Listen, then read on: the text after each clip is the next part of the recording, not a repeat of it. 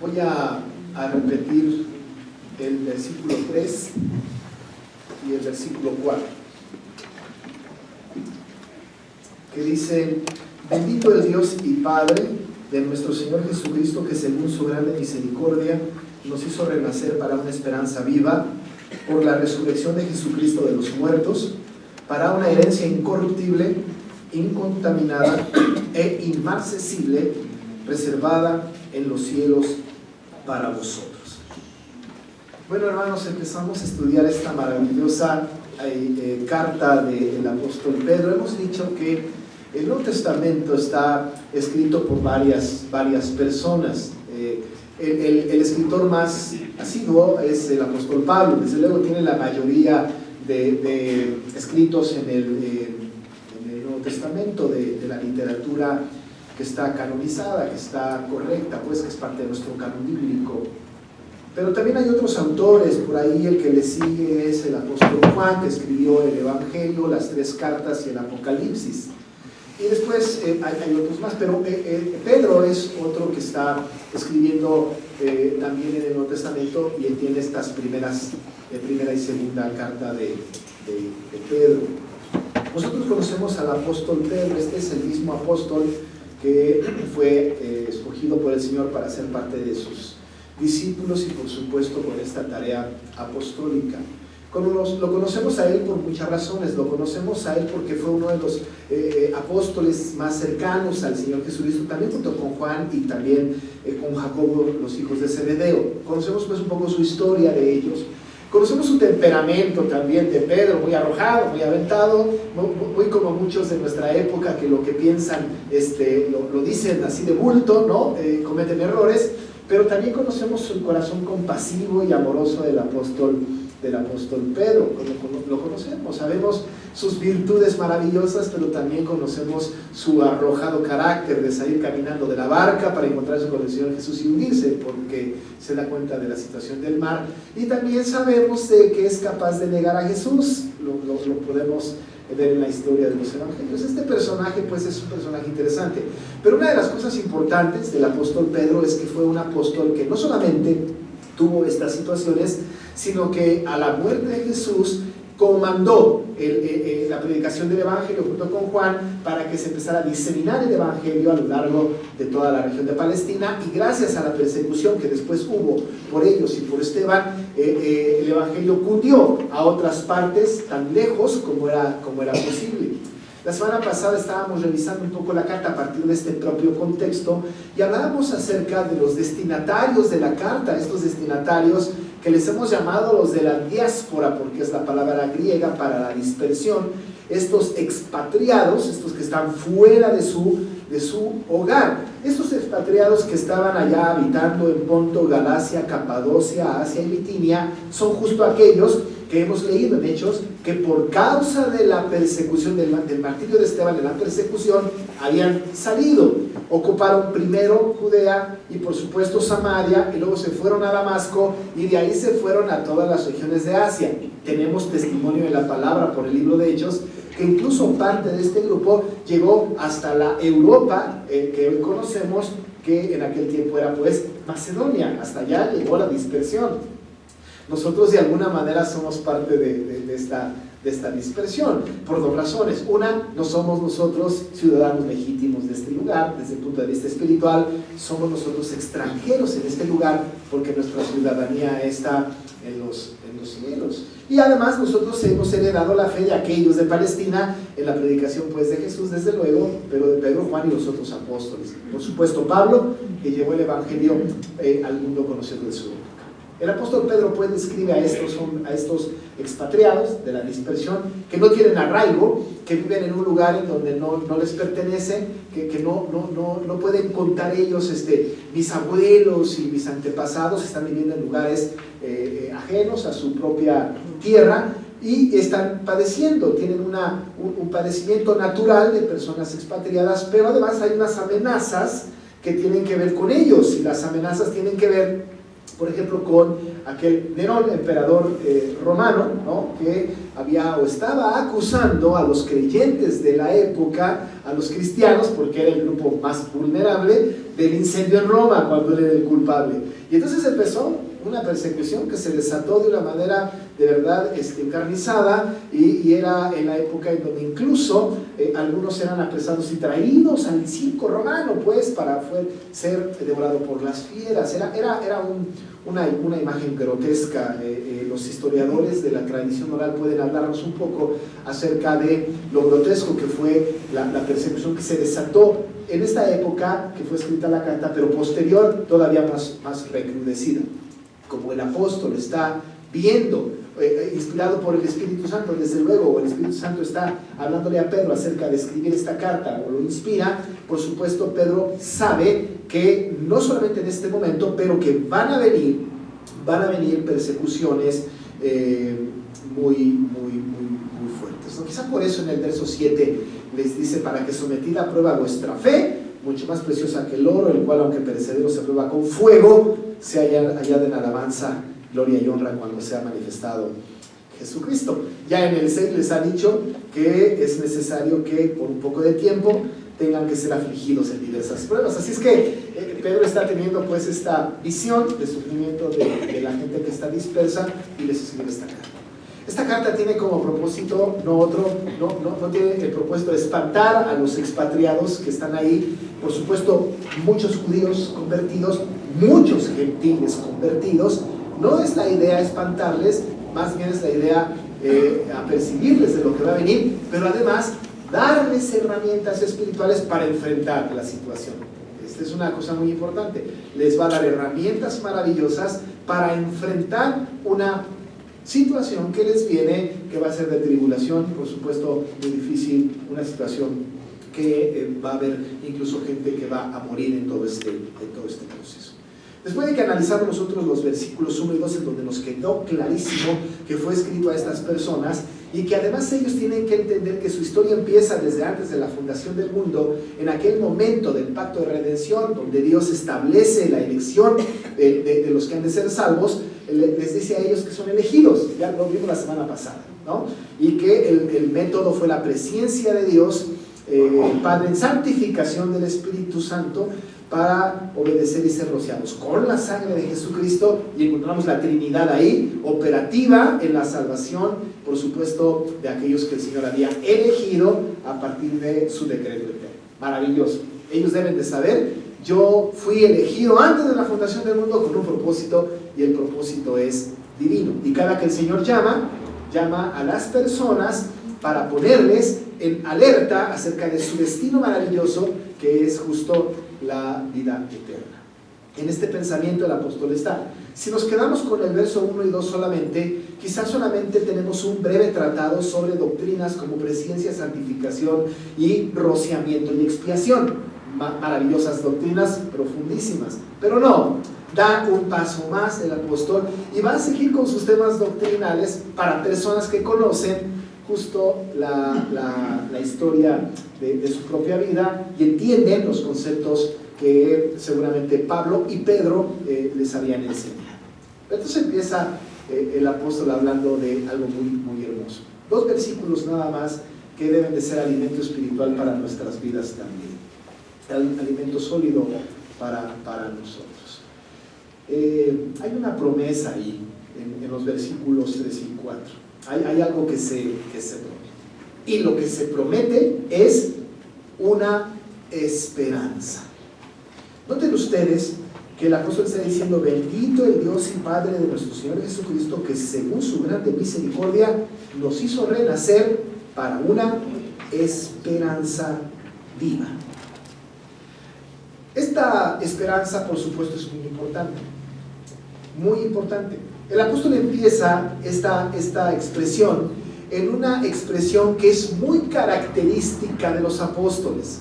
Si usted le echa una mirada a Efesios 1:3, prácticamente es el mismo texto al principio, porque dice: bendito el Dios y Padre de nuestro Señor Jesucristo. Es una fórmula introductoria para un concepto doctrinal profundo, porque esto a nosotros nos da mucha seguridad. La palabra bendito, por cierto, es una palabra que en el idioma original suena como al nombre de una persona de allá de las rancherías. Yo me acuerdo que alguna vez conocí un hombre en una ranchería, en un lugar lejano, ni siquiera me acuerdo cuándo, pero me acuerdo del nombre.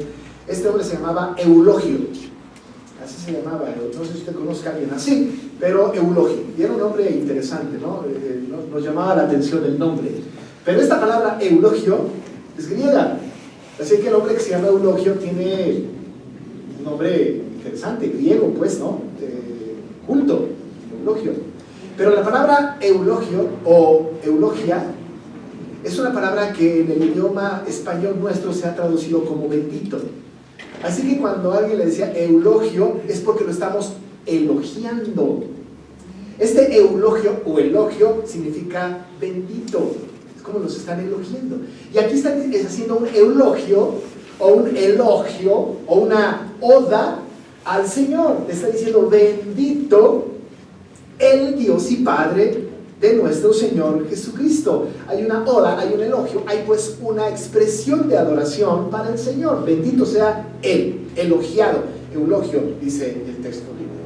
Pero entonces el apóstol empieza así, es una fórmula muy apostólica que Pablo también utiliza, que Pedro también utiliza, que Juan también utiliza. Parece ser que ellos sabían, se juntaban quizá, o tenían estos conceptos, o no hay duda, el mismo Espíritu inspiró a todos en diferentes momentos para tener esta expresión. Así que entonces, bendito el Padre, dice Pedro, de nuestro Señor Jesucristo, y entonces empieza este asunto. Lo que se promete. ¿Qué se promete? Dijimos, pues, es la esperanza. Se promete la esperanza. Y una esperanza viva. Cuando hablamos de la esperanza, amados hermanos, tenemos que hablar de la esperanza desde dos puntos de vista. Desde la esperanza bíblica, teológica, que tiene que ver con el final de los tiempos. Fíjese que el creyente, en realidad, desde el punto de vista espiritual, solamente tiene una esperanza, no muchas esperanzas. Una esperanza. Cuando hablamos de cuál es entonces la esperanza del creyente, hay una nada más. ¿Cuál es? Es la bienaventurada o el bienaventurado día en que el Señor nos llame y nos vayamos ante su presencia. Es la culminación de nuestra salvación. Es el proceso terminado. Ahí está puesta nuestra esperanza. En la resurrección de los muertos, ahí está puesta nuestra esperanza. Nosotros los creyentes, cuando hablamos de esto, decimos, ¿y qué esperamos? Usted está ahí sentado, yo estoy aquí parado, ¿no? Y estamos viviendo nuestras vidas, y viene una persona de la calle y nos dice, ¿y tú qué esperas? Pudiésemos nosotros tomar dos vías, la temporal y la eterna. La temporal sería, pues estoy esperando que me recojan. Alguien diría que estoy esperando terminar mi carrera. Alguien diría, estoy esperando mi sueldo. Alguien más diría, estoy esperando que mis hijos se casen. O estamos esperando un bebé. La esperanza temporal, pues, es una esperanza cifrada en nuestras propias costumbres, en nuestro ámbito, en nuestra vida. Esta es la esperanza nuestra, terrenal. ¿Tiene que ver Dios con esto? Claro que sí, Dios tiene que ver con todo. ¿Está involucrado Dios en la esperanza terrenal, en la esperanza temporal? Claro que sí. Y nosotros decimos, esperamos que Dios haga tal o cual cosa, espero en Dios. De tal manera que entonces esta esperanza es bastante temporal, pero bíblicamente hablando, estamos nosotros en una esperanza eterna. Si nos quieren preguntar desde el punto de vista, pues, escritural o espiritual, ¿qué esperas? Quizá una respuesta correcta sería, espero la segunda venida de Jesucristo. Eso espero. ¿No es cierto que los apóstoles, cuando el Señor ascendió, qué están esperando? Pues estamos esperando que Cristo venga de regreso. Porque la esperanza del creyente, amado hermano, la suya y la mía, es que Cristo venga. ¿Cómo anhelamos que Jesucristo venga? Esta esperanza, de la cual está hablando el apóstol Pedro y que no la define aquí en este sentido, sí la vemos nosotros en otros escritos, especialmente del apóstol Pablo a los Colosenses y a Tito. Escuche con atención cómo el apóstol le llama a los colosenses en el capítulo 1, verso 5, y les habla de esta esperanza del tiempo futuro. Les dice, a causa de la esperanza que os está guardada en los cielos, de la cual ya habéis oído por la palabra verdadera del Evangelio. Él está utilizando esa expresión, la esperanza que está guardada en los cielos, la vida eterna. Pero luego a Tito le escribe en el capítulo 2, verso 13, y le dice, aguardando la esperanza bienaventurada y la manifestación gloriosa de nuestro gran Dios y Salvador Jesucristo. Esperamos la manifestación gloriosa del Señor Jesucristo. Esta es la esperanza. Recordamos un poco al apóstol Pablo en el capítulo 4 de 2 Corintios, y luego en el capítulo 5 también lo retoma, pero el apóstol Pablo a los Corintios, allí en 2 Corintios 4, al final del capítulo, les está diciendo a los creyentes de Corinto que no vean las cosas temporales, sino que pongan su mirada en las cosas eternas. Qué importante es esto, y más para los creyentes que están allá en esta región de la dispersión. Qué importante es para nosotros también. Lo que les está diciendo Pedro a ellos es: no pongan sus ojos en las cosas temporales, no pongan sus miradas en las cosas corruptibles, no pongan su mirada en las cosas que se desgastan, pongan su mirada en las cosas eternas. Por eso le está diciendo que es bendito el Dios y Padre de nuestro Señor Jesucristo por esta maravillosa esperanza, esta promesa de la esperanza. ¿Cuánto necesitamos hoy día, amado hermano, hermana? ¿Cuánto necesitamos hoy tener una esperanza bíblica? Tener una esperanza maravillosa. Ahora, usted me preguntará, ¿y entonces mientras vivamos? Claro que también, por supuesto. Porque el Señor ha prometido estar con nosotros todos los días. Porque el Señor ha dicho de nosotros que nos va a preservar hasta el final del tiempo. Porque nosotros sabemos que aunque andemos en valle de sombra y de muerte, no vamos a temer mal alguno, porque Él estará con nosotros. Porque sabemos que Él ha vencido al mundo. ¿Hay una esperanza para nosotros mientras vivamos? Sí, claro. Pero nuestra esperanza en la parte terrenal cristiana es: el Señor está con nosotros. El Señor ve por nosotros. Hay una esperanza. Hay mucho padecimiento hoy día. Seguramente las cosas del mundo seguirán su curso. A algunas personas no les irá mejor que antes, a otras sí, qué sé yo, pero todos estamos en el momento de nuestra vida en donde vendrán tribulaciones, pruebas, a lo mejor algunas cosas difíciles por las que estamos pasando. Pero es un buen momento para escuchar al apóstol Pablo diciéndonos: hay esperanza. La esperanza no es: me voy a tener un trabajo pronto o me voy a sanar rápido. La esperanza del creyente es que Jesucristo viene y viene pronto y viene por nosotros. Una esperanza maravillosa. Claro, me sostendrá. Claro, me acompañará. Claro, estará a cargo de mi vida en el proceso. Pero hay una esperanza maravillosa futura, que es la venida de Jesucristo y nuestra estancia con Él allá en los cielos. Si yo les digo, hermanos, tienen una esperanza, pues que yo se los diga no tiene sentido. Pero quien lo dice, quien lo firma, quien lo establece es Dios. El Dios y Padre de nuestro Señor Jesucristo. Él fue el que nos ha dicho: hay esperanza. Dios lo dijo.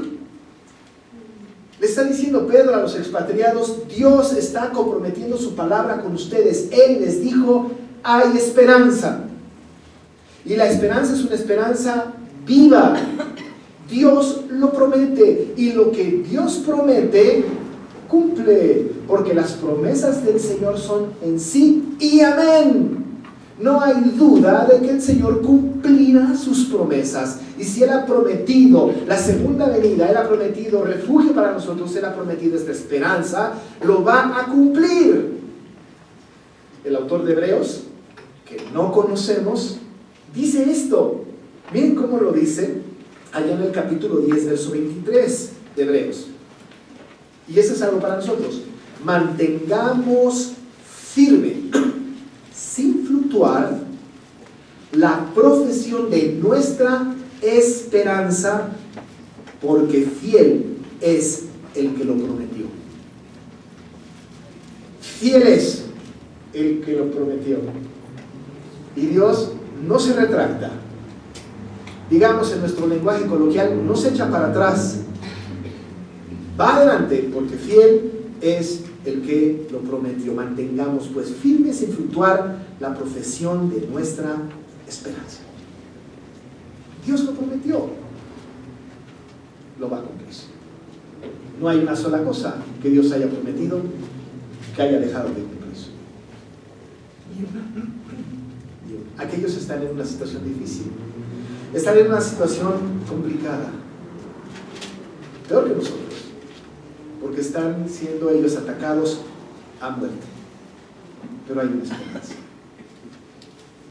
Hay una esperanza. Así que entonces eso es lo que se promete, y por otro lado es quien lo promete, Dios el Padre. Pero ¿cómo lo logró? ¿Cómo logró Él que tuviésemos esta esperanza? ¿Cómo logró Él que se culminara esta esperanza? Entonces el apóstol nos va a hablar de un asunto que es bastante doctrinal, profundo y además bastante importante para nuestra convicción de la esperanza. ¿Cómo lo hizo? La palabra o la preposición según nos debe de orientar al respecto. Según siempre es una preposición que nos orienta al respecto, nos dice cómo pasó, cómo lo hizo. Y el texto dice: según su grande misericordia nos hizo renacer para una esperanza viva. Así que entonces nosotros tenemos aquí la misericordia y la regeneración juntas. Misericordia y regeneración, porque nos hizo renacer por su misericordia. Dice: según su grande misericordia nos hizo renacer. Déjame decirle algo que es importante. Pedro consideró que era muy importante el tema doctrinal para el consuelo de los creyentes. Algunos de nosotros quizás puedan pensar: para consolar a la gente no necesitamos doctrina. Yo diría lo contrario. ¿Qué necesaria es la doctrina para consolar a la gente? Y tan importante es que el apóstol Pedro empezó con doctrina: elección, presciencia, santificación, expiación, rociamiento. ¡Qué profundo! Pero luego le sigue entrando a la doctrina y empieza a combinar conceptos como misericordia y regeneración. Qué importante es. ¿Por qué? Porque para nosotros nos tiene que quedar claro que el asunto es tan importante que hemos de entender que nosotros hemos sido renacidos por la voluntad de alguien. Déjenme explicar muy rápidamente el asunto de la regeneración. No está la palabra regeneración aquí, pero dice renacer. Y renacer es la regeneración. Déjenme explicar rápido el asunto. Cuando antes de que nosotros naciéramos por primera vez del vientre de nuestra madre, usted no puede recordar de ninguna manera tomar una determinación y decir: voy a nacer. Antes de que usted naciera, fuera engendrado en el vientre de su mamá, no estuvo allá en la eternidad pasada pensando: voy a nacer. Eso no lo pudo determinar. Eso fue un acto de Dios, decretado por Dios, establecido por Dios. No pudo decidir. No existía, no había posibilidades de poder hacerlo. Cuando hablamos de la regeneración, estamos hablando de otro nacimiento, de uno nuevo. Pero si en el primer nacimiento no lo pudo determinar usted, en el segundo nacimiento tampoco. No había posibilidades. Ninguna persona que no conoce de Jesús puede decir: mañana mismo nazco de nuevo. Eso es difícil, es imposible, pues. Nadie puede decidir semejante cosa. Entonces, ¿cómo se dio mi nuevo nacimiento? Se dio por un acto de misericordia de Dios, que antes de la fundación del mundo determinó salvar a aquellos a quienes a Él le plugo. Solo por eso. Solo por eso. Por eso Pedro, conociendo esta doctrina, dice que según su grande misericordia nos hizo renacer. Él a nosotros nos hizo renacer por su misericordia. El apóstol Pablo a los Efesios lo dice de una manera maravillosa. Dice lo mismo con otras palabras. Dice: pero Dios, que es rico en misericordia, por su gran amor con que nos amó, aun estando nosotros muertos en pecados, nos dio vida juntamente con Cristo. Por gracia sois salvos. Nos dio vida. ¿Y sobre qué basó esto? Sobre su infinita misericordia. El apóstol Pablo dice: es rico en misericordia. Y luego aquí Pedro, entendiendo por supuesto esto, les está diciendo a aquellos expatriados que tenemos una esperanza maravillosa, y que esta esperanza maravillosa lo logra el Señor, la tenemos nosotros, porque por su misericordia nos hizo nacer de nuevo. Por su misericordia. Sabe que el destino de las personas que no nacen de nuevo no es tan claro.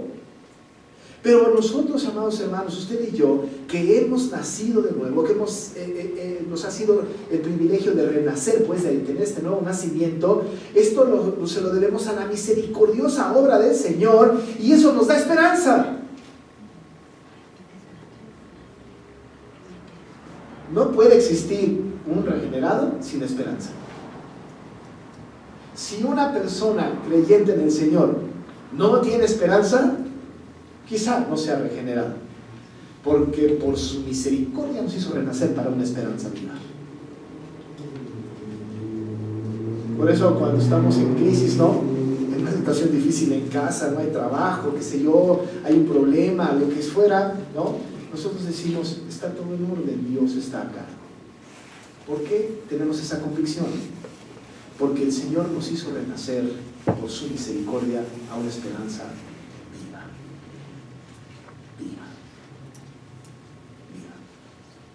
Así que, así lo logra, a través de la misericordia y de la regeneración. Y dice el pasaje, por la resurrección de Jesucristo de los muertos. Ya lo saben.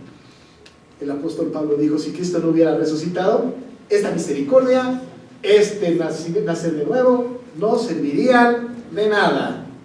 Van a enseñar nuestra fe, van a nuestra predicación, no serviría. Lo que le da sustento a la fe del creyente es la resurrección de Jesucristo. Y nosotros juntamente con Él, porque incluso la esperanza está implicada, en la esperanza está implicada la resurrección. Porque el día que yo me muera, el día que usted se muera, el día que el Señor nos llame a su presencia, ¿no es cierto?, entonces nosotros sabemos que estaremos con Él por siempre, pero vamos a resucitar y tendremos un cuerpo nuevo y glorificado. ¡Qué maravillosa esperanza! ¡Qué maravillosa esperanza que según su grande misericordia nos hizo renacer para esta esperanza viva! Aquellos creyentes de la dispersión tienen que decir, está bien, vengan los problemas, no importa, porque tengo una esperanza viva según la misericordia, la misericordiosa gracia del Señor que me hizo renacer para una esperanza viva. Sin Cristo no hay esperanza. Solamente para nosotros, amados hermanos, hay esperanza por la resurrección de Jesucristo. ¿Y qué pasará allí al final del tiempo? Bueno, tendremos una herencia. Y esta herencia es maravillosa también. El apóstol Pablo también allá en Efesios, en el capítulo 1, en el versículo 13 y 14, 12, 13 y 14 nos habla de la herencia incorruptible, de esta herencia que tenemos reservada. Pero el apóstol aquí va a hablar acerca de esta esperanza. Y esta esperanza tiene que ver con la herencia. Va a haber una herencia, hermano, para usted y para mí. Gloria sea a Dios, ¿no es cierto? Algunos de nosotros morirán nuestros padres y no nos dejará nada, ¿no? Pero Dios sí que nos da una herencia maravillosa, una herencia genial, una herencia que está a prueba de cualquier fallo. Y para probarlo, el apóstol va a hablar acerca de esta herencia. No va a encontrar palabras que vayan a decir, esta herencia contiene esto, tiene aquello, sino va a decir, esta herencia no tiene esto o aquello. Miren cómo lo dice, con el prefijo in siempre nos da la impresión de que es no, ¿no es cierto? Siempre es in, siempre es un prefijo que significa no. Y entonces el apóstol dice, esta herencia será incorruptible, esta herencia será incontaminada, esta herencia será inmarcesible. Esta herencia, pues, que es una herencia maravillosa, amados hermanos, es una herencia que no se acaba, es una herencia que no se echa a perder y es una herencia que no se marchita. Cuando el apóstol dice es una herencia incorruptible, es un término muy correcto, es que no es corruptible, no se acaba. Es una herencia pues que es vasta, es una herencia que no se corrompe. Como cualquier otra herencia. Reciba herencia terrenal y verá que esa herencia es corruptible. Bastante corruptible. Peleada incluso. Discutida. Sufrida. A veces uno puede decir, mejor no me hubieran dejado nada porque qué líos. Pero la herencia del cielo es una herencia incorruptible. No se acaba. No está sujeto a la muerte o a la destrucción. No puede perecer. No está limitada por el tiempo. Es una herencia eterna. Pero no solamente es incorruptible, además no se echa a perder, es incontaminada. Nunca puede descomponerse, corromperse o contaminarse. La herencia dura toda la vida sin tacha. Pero luego usa otra expresión el apóstol. Y la expresión que usa, que es la palabra más difícil de las tres, es inmarcesible. Alguna vez alguien me preguntaba, ¿qué es inmarcesible? ¿Sabe cuál es la palabra griega para inmarcesible? Y inmarcesible significa que no se marchita, pues. La palabra griega para inmarcesible es amaranto. Usted conoce el amaranto, ¿no? El amaranto es tan pequeñito, ¿no? Pero es una... Los nutriólogos tienen como más, tienen una obsesión con esto, ¿no? Nos ponen a dieta y siempre las colaciones implican amaranto, ¿no es cierto? Es decir, yo ahora en la reunión de consistorio de ayer, estaban los hermanos ahí en la reunión y saqué mi alegría. ¿Conocen las alegrías? Son amaranto, pues, con un poco de miel, ¿no? Ya luego me regañaron porque no les traje a ellos, pero es el amaranto, pues, ¿no? Bueno, la característica del amaranto es que no se marchita. Pero la palabra en español es inmarcesible. Uno diría, nada tiene que ver una cosa con la otra. Pero es la palabra griega, inmarcesible, tiene mucho significado porque es una palabra que implica que no se marchita, pues no se echa a perder, no termina, permanece. No puede marchitarse. Cuando una flor ha pasado su auge, su belleza, se marchita. Pero esto no va a pasar con nuestra herencia. La herencia no se marchitará. ¿Nota usted la durabilidad de la herencia? Por esas tres palabras, lo único que nosotros sabemos es que esta herencia, esperanza que nosotros tenemos de la herencia, es una herencia que permanecerá por siempre. Por siempre. No como la que recibimos en el mundo, ¿no es cierto? Pero la que recibiremos en el cielo es una herencia maravillosa.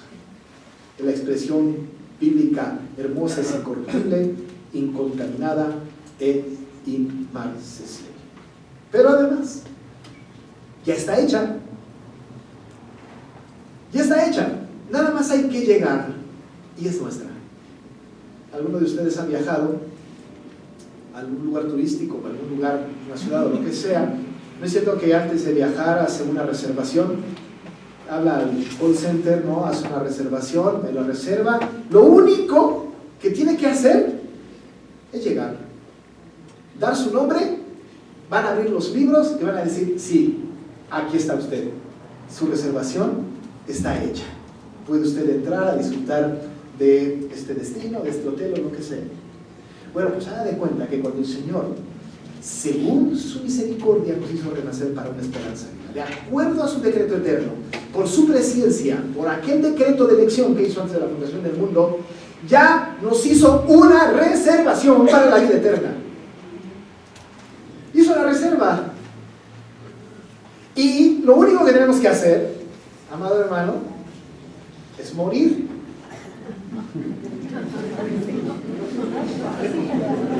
No se apresure mucho, ¿eh? Pero tenemos una reservación para una herencia incorruptible, incontaminada e inmarcesible, que es nuestra esperanza. Dice el apóstol Pedro, reservada en los cielos para vosotros. No tenemos que hacer nada, porque no hicimos nada para nacer de nuevo. está garantizada la herencia incorruptible, incontaminada, inaccesible. Y esa, amado hermano, es nuestra esperanza. Esa es nuestra esperanza. En el mundo tendremos aflicción, dijo Jesús, pero confiad, yo he vencido al mundo. ¿Le va mal ahorita? Es posible que sí. Es posible que sí. Pero dice el apóstol en el 6, en lo cual vosotros os alegráis, aunque ahora por poco de tiempo, si es necesario, tengáis que ser afligidos en diversas pruebas, para que sometida a prueba vuestra fe, mucho más preciosa que el oro, el cual aunque perecedero se prueba con fuego, sea hallada en alabanza, gloria y honra cuando sea manifestado Jesucristo. Los cristianos de aquel lugar deben de estar contentos. Si vamos a sufrir está bien, pero no importa, porque cada sufrimiento anuncia la posesión de la herencia incorruptible, incontaminada e inmarcesible, reservada para mí allá en el cielo. ¿Debemos nosotros vivir en angustia, en tristeza, en desesperación? No, porque por su infinita misericordia nos hizo renacer el Señor para una esperanza viva, para una herencia incorruptible, incontaminada e inaccesible, que desde antes de la fundación del mundo está escrito en el libro de reservas del cielo para nosotros. Ahí está su nombre. Y cuando allá se pase lista, ahí he de estar. Vamos a orar. Padre, maravillosa esperanza, hermosa esperanza, pero además es una esperanza viva. Seguro vamos a recibir una herencia incorruptible, incontaminada e inmarcesible, que ha sido reservada para nosotros por ti. Jesús había dicho que tenía que ir al cielo, a la casa de mi Padre, dijo él. Hay muchas moradas. Voy a preparar lugar para ustedes. Él reservó para nosotros. Hay un lugar para cada uno de nosotros ahí. Habrá aflicción aquí, pero no queremos poner la mirada en las cosas temporales y terrenales. Como quiera, Señor, danos confianza. Acrecienta nuestra esperanza, que vivamos gozosos, aunque seamos sometidos a las pruebas de este mundo, porque tú estás con nosotros y nos tomas de la mano y nos prometes, porque fiel es quien prometió entregarnos esta herencia. Por esa esperanza maravillosa te alabamos y bendecimos en el nombre de Jesús. Amén. Amén.